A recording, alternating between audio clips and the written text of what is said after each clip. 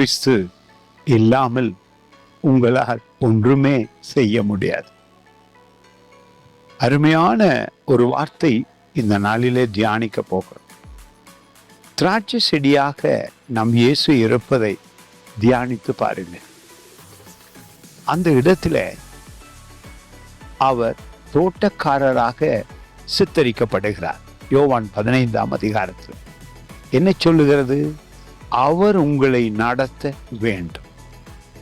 அவர் உங்களை நடத்தும் பொழுது, பாதுகாக்கும் பொழுது, ஆங்கிலத்திலே அது போட்டிருக்கிறது ஹஸ்பண்டரி என்று.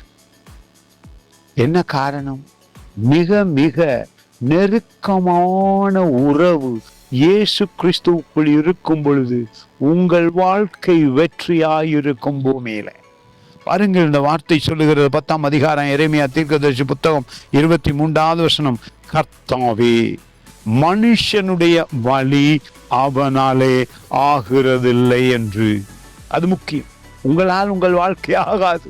காரணம், இயேசு கிறிஸ்து வார்த்தை உங்களை உண்டாக்கி இருக்கிறது. பரலோக தேவன் உங்களை சிருஷ்டித்திருக்கிறார்.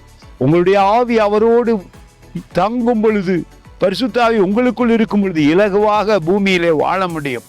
பாருங்கள், அது அருமையாய் சொல்லுகிறது.